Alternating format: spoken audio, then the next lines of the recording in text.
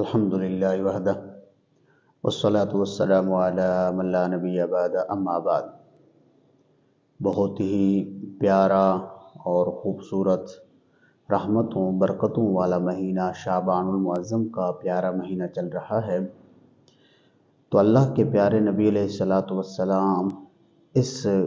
شعبان المعظم میں بہت ہی کثرت سے عبادت کیا کرتے تھے، اور اسی طرح صحیح بخاری اور مسلم میں ہے کہ اللہ کے پیارے نبی علیہ الصلاۃ والسلام اگر کسی اور میں رمضان المبارک سے ہٹ کر کسی اور مہینے میں اگر آپ روزوں کی کثرت کیا کرتے تھے، روزے کثرت سے رکھا کرتے تھے، وہ شعبان المعظم کا مہینہ تھا۔ اور اللہ کے پیارے نبی علیہ الصلاۃ والسلام نے فرمایا شعبان و شہری رمضان و شہر اللہ، فرمایا شعبان میرا مہینہ ہے اور فرمایا رمضان یہ اللہ تعالیٰ کا مہینہ ہے۔ اور اللہ کے پیارے نبی علیہ الصلاۃ والسلام نے ارشاد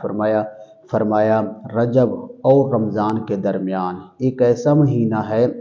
کہ اس سے لوگ غافل ہیں، اس سے لوگ اس کی معلومات نہیں جانتے، اس سے غافل ہیں۔ تو اس سے علماء نے یہ تشریح نکالی ہے کہ اس میں شعبان المعظم کے جو روزے ہیں ان کی فضیلت اور رجب کے جو روزے ہیں ان کی فضیلت اس سے تشریح میں بیان کی گئی ہیں۔ ایک وجہ تو یہ بیان کی اللہ کے پیارے نبی علیہ الصلاۃ والسلام نے کہ اگر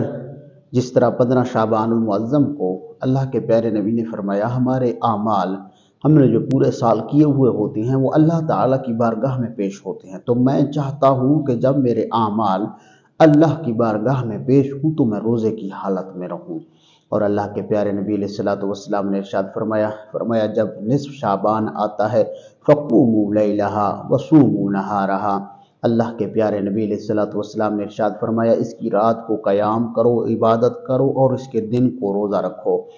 اور 15 شعبان المعظم کو اللہ تعالی اپنی خاص نظر رحمت دنیا والوں پر فرماتا ہے، اور مغرب سے لے کر صبح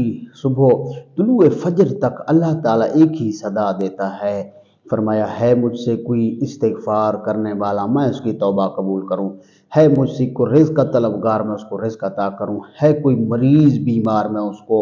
اس کی مرض کو دور کر دوں، اس کی بیماری کو دور کر دوں۔ لہذا شعبان المعظم کو اللہ کے پیارے نبی علیہ الصلاۃ والسلام کی سنت ہے کہ ہم روزہ رکھیں 15 شعبان المعظم کے دن کو اور اس کی رات کو عبادت کریں۔ لیکن افسوس صد افسوس مسلمانوں پر کہنا پڑتا ہے، ایک تو ہم عبادت نہیں کرتے اور ہم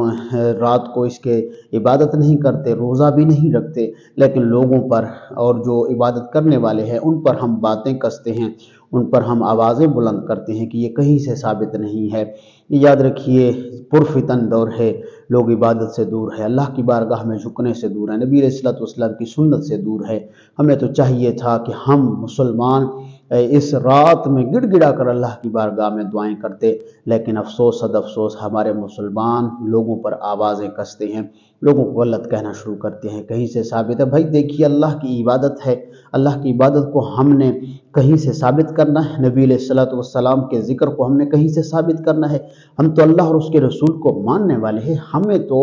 آنکھیں بند کر کے عبادت کرنی چاہیے، نبی علیہ الصلوۃ والسلام کی سنت پر عمل کرنا چاہیے۔ یاد رکھیے 15 شعبان المعظم ایک عظمتوں والا، رحمتوں والا، برکتوں والا ایک بہت ہی پیارا مہینہ ہے۔ ایک اور روایت میں ہے اللہ کے پیارے نبی علیہ الصلوۃ والسلام نے ارشاد فرمایا کہ 15 شعبان المعظم کی رات کو اللہ تعالیٰ بنی کلب جو ایک بہت بڑا قبیلہ تھا، ان کے پاس بہت ہی مالدار تھے، ان کے پاس بہت ہی بھیڑ بکریاں تھیں، اللہ کے پیارے نبی نے ارشاد فرمایا ان کے جسم پر جتنے بال ہیں ان کی تعداد سے بڑھ کر زائد اللہ تعالیٰ اپنے بہت سے گناہ گاروں کی بخشش فرما کر جہنم سے نکال کر جنت میں داخلہ عطا فرماتا ہے۔ تو بخشش والی رات ہے، رحمت والی رات ہے، استغفار والی رات ہے، اور ہمارے اعمال اللہ کی بارگاہ میں پیش ہونے ہیں، تو ہمیں چاہیے کہ ہم اس رات میں جتنا ہو سکے عبادت بھی کریں اور اس کے اگلے دن روزہ بھی رکھیں۔ واللہ اعلم ورسولہ اعلم، صلی اللہ علیہ وسلم۔